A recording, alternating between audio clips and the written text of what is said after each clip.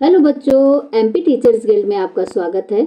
आज हम राष्ट्रीय मेंस का 2022-23 का विज्ञान का पेपर सॉल्व करने जा रहे हैं। बच्चों, आपने अभी तक अगर चैनल को सब्सक्राइब नहीं किया है तो सब्सक्राइब कीजिए ताकि ऐसे आने वाले सभी वीडियो का नोटिफिकेशन आपको मिलता रहे। चलिए स्टार्ट करते हैं। क्वेश्चन नंबर 1, विद्युत धारा के तापीय प्रभाव पर आधारित सुरक्षा युक्ति को क्या कहते हैं? तो विद्युत धारा के जो तापीय प्रभाव पर आधारित सुरक्षा युक्ति है उसे विद्युत फ्यूज कहते हैं। ठीक है, इंग्लिश में भी क्या हो जाएगा? बी ऑप्शन करेक्ट हो जाएगा। नेक्स्ट क्वेश्चन, बिना किसी माध्यम द्वारा ऊष्मा स्थानांतरण के प्रक्रम को कहते हैं। तो बिना कोई माध्यम नहीं है, कोई भी माध्यम नहीं है और ऊष्मा का क्या हो रहा है? स्थानांतरण हो रहा है, तो उसको उस प्रक्रम को हम क्या कहते हैं? चालन कहते हैं। ठीक है, तो हमारा बी ऑप्शन क्या हो जाएगा? Correct answer. नेक्स्ट क्वेश्चन, कीटों को पकड़कर अपना आहार बनाने वाले पादप का नाम है। तो कीटों को पकड़कर अपना आहार बनाने वाले पादप का क्या नाम है? घटपर्णी, जिसे क्या बोलते हैं इंग्लिश में? Pitcher plant. तो हमारा सी ऑप्शन क्या हो जाएगा? करेक्ट आंसर हो जाएगा। नेक्स्ट क्वेश्चन, हीमोग्लोबिन किस प्रकार की कोशिकाओं में पाया जाता है? तो जो हीमोग्लोबिन है वो किस प्रकार की कोशिकाओं में पाया जाता है? तो वो पाया जाता है लाल रक्त कणिकाओं में। ठीक है, जिसे इंग्लिश में क्या कहते हैं? Red blood cells. तो हमारा बी ऑप्शन क्या हो जाएगा? Correct answer. नेक्स्ट क्वेश्चन, बीजाणु उत्पन्न करने वाला एक पादप जीव है। तो बीजाणु कौन उत्पन्न करता है? कौन सा जीव, कौन सा पादप है? तो वह है गुलाब। तो हमारा ए ऑप्शन क्या हो जाएगा? Correct answer. नेक्स्ट क्वेश्चन, जिस प्रतिबिंब को पर्दे पर प्राप्त ना किया जा सके वह कहलाता है। तो ऐसा कौन सा प्रतिबिंब है जिसे पर्दे पर प्राप्त नहीं कर सकते? तो उसे हम क्या कहते हैं? आभासी प्रतिबिंब। ठीक है, तो हमारा ए ऑप्शन क्या हो जाएगा? Correct answer. इंग्लिश में से क्या कहते हैं? Virtual image. तो ए ऑप्शन क्या हो जाएगा बच्चों? Correct answer. नेक्स्ट क्वेश्चन, वह क्षेत्र जिसमें जंतु अपने प्राकृतिक आवास में संरक्षित रहते हैं। तो वह ऐसा कौन सा क्षेत्र है जिसमें जो हमारे जीव जंतु हैं वो संरक्षित रहते हैं? तो उसे हम कहते हैं अभयारण्य। ठीक है, तो हमारा ए ऑप्शन बच्चों क्या हो जाएगा? Correct answer. नेक्स्ट क्वेश्चन, हम यह कैसे निश्चित करेंगे कि कोई एक वस्तु दूसरी वस्तु से अधिक तेजी से गतिशील है? तो हम कैसे निश्चित करेंगे कि एक वस्तु दूसरे वस्तु से अधिक तेजी? तो हम उन दोनों की क्या निकाल लेंगे? डिस्टेंस, दूरी निकाल लेंगे, जिससे हमें पता चल जाएगा कि कौन सी वस्तु एक दूसरे से क्या है? ज़्यादा गतिशील है। जैसे आप हो, आपका एक दोस्त और आप हो, अगर आप लोग दौड़ रहे हैं तो कैसे पता चलेगा कि कौन सा बच्चा पहले पहुंचा? तो हम उस लाइन को देख लेंगे ना कि वो कितनी दूरी तक चला है। तो दोनों वस्तुओं की दूरी से हम क्या पता कर सकते हैं कि एक वस्तु दूसरी वस्तु से अधिक तेजी से गतिशील है। तो हमारा डी ऑप्शन क्या हो जाएगा? Correct answer. नेक्स्ट क्वेश्चन, जब एक वस्तु दूसरी वस्तु पर सरकती है तो एक बल उत्पन्न होता है जो दो पृष्ठों के बीच सापेक्ष गति का विरोध करता है। वह इस बल को क्या कहते हैं? तो क्या कहते हैं इस बल को जो एक दूसरे के विपरीत लगता है? तो क्या कहते हैं उसे? घर्षण बल। तो ए ऑप्शन हमारा क्या हो जाएगा बच्चों? Correct answer. नेक्स्ट क्वेश्चन, कंपन करने वाली वस्तु द्वारा एक सेकंड में किए गए कंपनों की संख्या को क्या कहते हैं? तो कंपन, कोई वस्तु कंपन कर रही है तो उसके द्वारा किए गए कंपनों की संख्या एक सेकंड में, तो उसे हम क्या कहते हैं? आवृत्ति।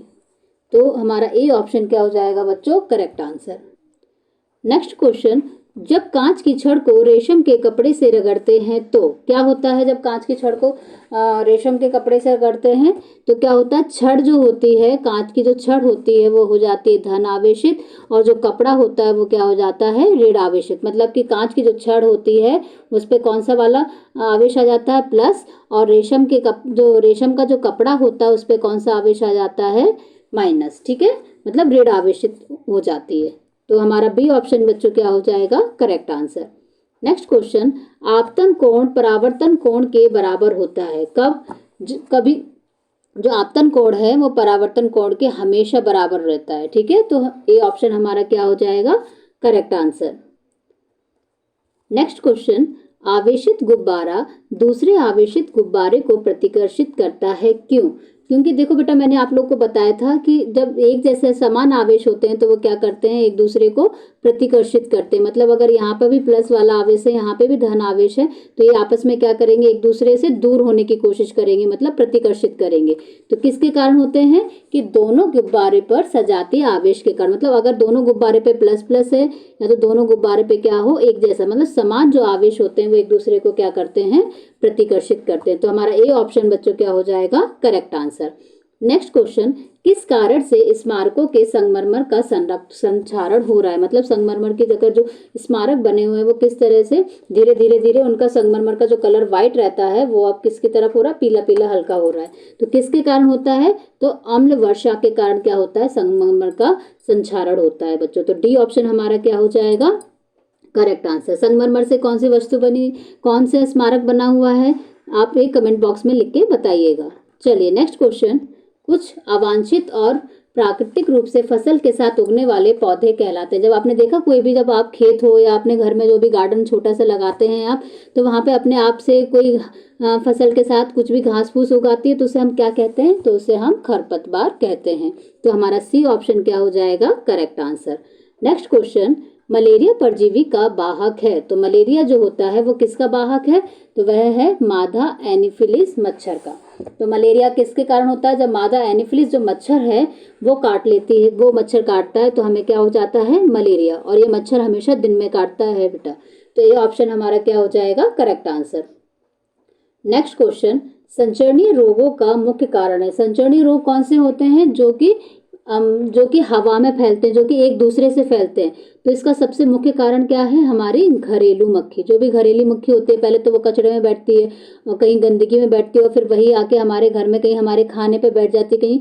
तो इस प्रकार से क्या होते हैं, वो वहां से रोगों को हमारे घर तक लेके आती है। ठीक है, तो इसका डी ऑप्शन क्या हो जाएगा? Correct answer. नेक्स्ट क्वेश्चन, पकी हुई फसल को काटने के पश्चात बीजों और दानों को डैश मशीन द्वारा अलग किया जाता है। जब आपकी फसल जो पक जाती है उसको काटने के पश्चात बीजों और उनके दानों को कौन सी मशीन के द्वारा अलग किया जाता है? तो कौन सी मशीन होती है? Combine harvester machine. हार्वेस्टर तो जानते हैं आप लोग, तो कौन सी मशीन होती है? Combine harvester machine. ठीक है, तो हमारा डी ऑप्शन बच्चों क्या हो जाएगा? Correct answer. नेक्स्ट क्वेश्चन, चीनी को अल्कोहल में परिवर्तित करने के प्रक्रम का क्या नाम है? चीनी को किस में परिवर्तित कर दिया गया है? अल्कोहल में। तो इस प्रक्रिया को हम क्या कहते हैं? इस प्रक्रिया को हम किण्वन कहते हैं। ठीक है, फर्मेंटेशन कहते हैं। तो हमारा सी ऑप्शन क्या हो जाएगा बच्चों? Correct answer. नेक्स्ट क्वेश्चन, ऐसी औषधियां जो बीमारी पैदा करने वाले सूक्ष्म जीवों को नष्ट कर देती हैं अथवा उनकी वृद्धि को रोक देती हैं, तो क्या कहलाती हैं? तो कौन सी औषधियां रहती हैं जो कि बीमारी पैदा करने वाले सूक्ष्म जीवों को नष्ट करती है? तो उसे हम कहते हैं एंटीबायोटिक। ठीक है, तो हमारा डी ऑप्शन क्या हो जाएगा बच्चों? Correct answer. जैसे हिंदी में क्या कहेंगे? प्रतिजैविक दवाइयाँ। नेक्स्ट क्वेश्चन, निम्नलिखित में से किसको पीटकर पतली चादर में परिवर्तित किया जा सकता है? तो किसको पीटकर परिवर्तित किया जा सकता है? तो जिंक को पीटकर हम पतली चादर में परिवर्तित कर सकते हैं। ठीक है, तो बच्चों क्या है कि हम जिंक को पीटकर एक पतली चादर में परिवर्तित कर सकते हैं। तो हमारा डी ऑप्शन क्या हो जाएगा? Correct answer. नेक्स्ट क्वेश्चन, धातुएं अम्लों से अभिक्रिया करके कौन सी गैस बनाती हैं? तो जो धातुएं होती हैं वो अम्लों से प्रक्रिया करके कौन सी गैस बनाती हैं? हाइड्रोजन गैस बनाती हैं। तो ए ऑप्शन हमारा करेक्ट हो जाएगा। नेक्स्ट क्वेश्चन, मृत वनस्पति के धीमे प्रक्रम द्वारा कोयले में परिवर्तन को क्या कहते हैं? जो मरे हुए जो वनस्पति हैं वो धीरे धीरे धीरे धीरे किस में परिवर्तित हो जाते हैं? कोयले में परिवर्तित हो जाते हैं। तो इस पूरी प्रक्रिया को क्या कहते हैं हम? कार्बनीकरण। ठीक है, तो हमारा ए ऑप्शन क्या हो जाएगा? Correct answer. नेक्स्ट क्वेश्चन, ईंधन के ऊष्मीय मान को किस मात्रक द्वारा प्रदर्शित किया जाता है? तो जो ईंधन का जो ऊष्मीय मान है उसको हम किस में करते हैं? किलो जूल प्रति किलोग्राम रहता है, लेकिन अगर ग्राम है यहाँ पर तो भी सही है। तो ईंधन का ऊष्मीय मान क्या होता है? किलो जूल पर ग्राम। तो हमारा डी ऑप्शन बच्चों क्या हो जाएगा? Correct answer. नेक्स्ट क्वेश्चन, कोयले के अपूर्ण दहन से प्राप्त मुख्य कौन सी विषैली गैस बनती है? अगर देखा होगा कि कोयला कभी कभी बहुत कम जलता है तो उसमें धुआं निकलता है, तो वो धुएं में कौन सी गैस रहती है? तो वह रहती है कार्बन मोनोऑक्साइड गैस, जो कि हमारे शरीर के लिए बहुत ही कैसी विषैली गैस होती है। ठीक है, कभी भी कोयले को घर में कमरे में बंद करके, और अगर जैसे कोई भी व्यक्ति अगर कार्बन को जलाकर अपने रात में सो जाए तो उसकी जान भी जा सकती है, क्योंकि क्या होता है कि जो कोयला होता है वो अगर वो अपूर्ण दहन मतलब थोड़ा हल्का हल्का जलेगा, कहीं गीला है तो उसमें कौन सी गैस निकलेगी? Carbon monoxide gas. तो वो गैस कैसी होती है? विषैली गैस है, तो किसी भी व्यक्ति की जान भी जा सकती है। तो हमारा सी ऑप्शन क्या हो जाएगा? Correct answer. Next question, magnesium plus oxygen O2 समीकरण को संतुलित करने के लिए सही विकल्प है। देखो यहाँ पे जैसे 2Mg प्लस O2, मतलब Mg जो मैग्नीशियम है उसके कितने कण हैं 2, और ऑक्सीजन के भी कितने कण हैं 2। तो हम यहाँ पर हम कौन से देखेंगे, यहाँ पर देखो यहाँ पे 2 लिखा है तो 2Mg तो हो गए, और ऑक्सीजन के भी कितने कण हैं 2 हैं, तो 2 तो यहाँ पे लिख गया। तो यहाँ पर मतलब कि 2 किसके कण हैं मैग्नीशियम के, और 2 ही किसके कण हैं ऑक्सीजन के। तो कौन सी इक्वेशन बन गई है 2MgO। तो 2MgO कहाँ पर है, तो हमारा डी ऑप्शन बच्चों क्या हो जाएगा करेक्ट आंसर। नेक्स्ट क्वेश्चन, किस धातु की पन्नी का उपयोग भोज्य पदार्थों को लपेटने में किया जाता है। जब आप टिफिन लेके जाते होंगे अपने स्कूल में, तो आपकी मम्मी लोग आपके खाने को कहीं खाना ठंडा ना हो जाए इसके लिए कौन सी फॉइल का यूज़ करती हैं, तो एल्यूमिनियम की फॉइल का यूज़ करती हैं। ठीक है, तो हमारा बी ऑप्शन बच्चों क्या हो जाएगा करेक्ट आंसर। नेक्स्ट क्वेश्चन, शरीर की सबसे छोटी रचनात्मक एवं कार्यात्मक इकाई को क्या कहते हैं। तो क्या कहते हैं शरीर की सबसे छोटी रचनात्मक और कार्यात्मक इकाई को, कोशिका कहते हैं। तो हमारा डी ऑप्शन बच्चों क्या हो जाएगा करेक्ट आंसर। नेक्स्ट क्वेश्चन, निम्न में से कौन सा विकल्प उष्णकटिबंधीय क्षेत्र का सर्वश्रेष्ठ वर्णन करता है। तो उष्णकटिबंधीय क्षेत्र कैसा होता है, जो कि बहुत गर्म होता है एवं कैसा होता है, आर्द्र होता है। ठीक है, तो यहाँ पर जो ए ऑप्शन है बच्चों वो क्या हो जाएगा करेक्ट आंसर। नेक्स्ट क्वेश्चन, निम्न में से किससे ऊन प्राप्त नहीं होती है। तो ये याक से तो ऊन प्राप्त होती है, ऊंट से भी होती है, और बकरी से भी हमको क्या प्राप्त होती है, ऊन प्राप्त होती है। लेकिन घने बाल वालों जो कुत्ता होता है उससे हमें ऊन प्राप्त नहीं होती है। तो इस क्वेश्चन के अकॉर्डिंग हमारा डी ऑप्शन बच्चों क्या हो जाएगा करेक्ट आंसर। नेक्स्ट क्वेश्चन, धनुष को खींचने के लिए धनुर्धर द्वारा लगाए गए बल का उदाहरण है। तो धनुष को खींचने के लिए धनुर्धर द्वारा जो बल लगाया जाता है उसे हम कौन सा बल कहते हैं, उसे पेशीय बल कहते हैं। तो हमारा डी ऑप्शन क्या हो जाएगा करेक्ट आंसर। नेक्स्ट क्वेश्चन, ध्वनि किस माध्यम में संचरण नहीं कर सकती है। तो जो ध्वनि है वो कौन से माध्यम में संचरण नहीं कर सकती है, तो वह निर्वात है उस माध्यम में संचरण नहीं कर सकते। तो हमारा सी ऑप्शन बच्चों क्या हो जाएगा करेक्ट आंसर। नेक्स्ट क्वेश्चन, किस ग्रह को सुबह का तारा या शाम का तारा कहते हैं। तो ऐसा कौन सा ग्रह है जिसे सुबह का तारा और शाम का तारा कहते हैं, तो ऐसे ग्रह कौन सा ग्रह है, शुक्र ग्रह। तो शुक्र ग्रह को क्या कहते हैं, सुबह का तारा, भोर का तारा, शाम का तारा, शुक्र ग्रह को कहते हैं।